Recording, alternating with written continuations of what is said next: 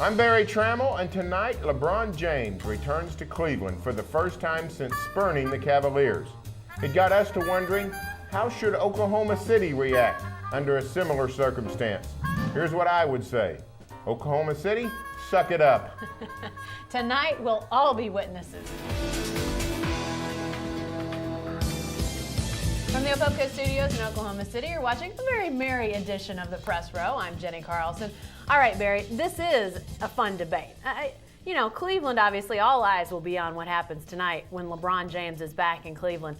But Oklahoma City, we've got some NBA talent coming out of this state. What if we were in Cleveland's position? What would happen? Well, let's say Blake Griffin had come to the Thunder and played great for 6, 7, 8 years, which is no stretch, and then leaves us to go to LA or New York or some such place. How should we treat Blake Griffin when he comes back? Well, here's how we should treat him: with respect. This is a big boy league. If you can't take the NBA's system, then get out of the league. LeBron James didn't do anything wrong except perhaps in the method in which he explained how he was going to Miami. Personally, I was not offended by his production. I thought it was overwrought and way overdrawn from an entertainment standpoint. I don't think it poured salt in the wound of Cleveland. A lot of people did, but here, if you're in the NBA, this is going to happen. You're going to get players, you're going to lose players, and sometimes it's players you love. The method in which he announced where he was going, are you kidding me? This was one of the craziest things of all time. And the NBA is a league that has a lot of over-the-top stuff going on. But LeBron James, the decision, all that went on with that, clearly, that was salt in the wound of Cleveland. Now, I'm not saying that I think LeBron James should have stayed in Cleveland. I mean, he had every right to look around to make a decision that was best for him and his career. That's what he did in his mind. I just thought it was I really thought it was backhanded the way he left. I thought when they announced that they were going to have this show that it was going to be to say he's staying, he's going to talk about how great Cleveland is, to go on national television with the eyes of the world watching, and to do what he did to Cleveland.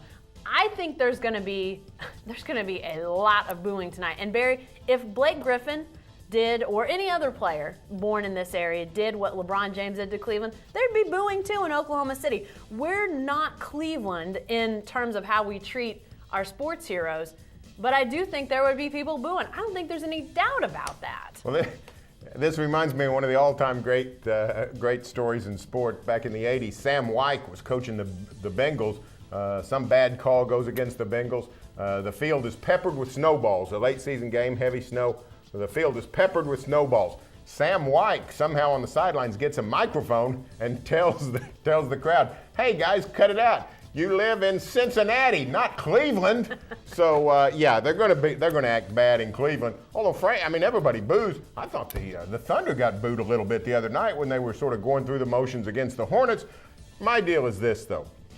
You mentioned it yourself. We are all witnesses. The whole LeBron James PR system and how he has just become such an iconic figure. Hey, that's what happens when you set up the good part and go over the top. Sometimes it bleeds over into the bad part. So Cleveland just needs to get over it. The Cavs actually don't have a terrible team. They're going to be mediocre this year and maybe for years to come.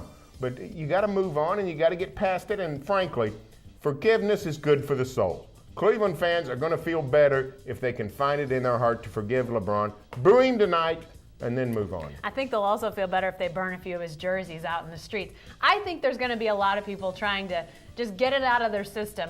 And who knows? This is going to probably continue for a long time to come. I think we're probably going to hear the booing, the heckling. That's going to continue as long as LeBron goes back to Cleveland for games. But this will be one big crescendo for that. I think Cleveland fans will get a lot of that out tonight. And I think that, I think that's okay. Sort of purge yourself of those bad feelings and then try to move on a little bit. But clearly this is going to take some time for Cleveland fans to feel good. And it's hard to think about Oklahoma City people burning anyone's jersey in the street. I have a hard time putting that into, Reno, people on Reno burning jerseys. Maybe it would happen someday, but I just don't get the feeling like Oklahoma City would react the way that Cleveland will react tonight.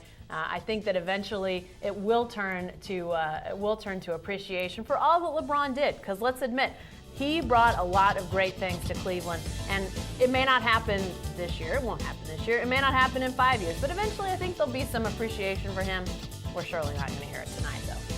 And stay with the best coverage team anywhere at newsok.com and every day in the Oklahoman.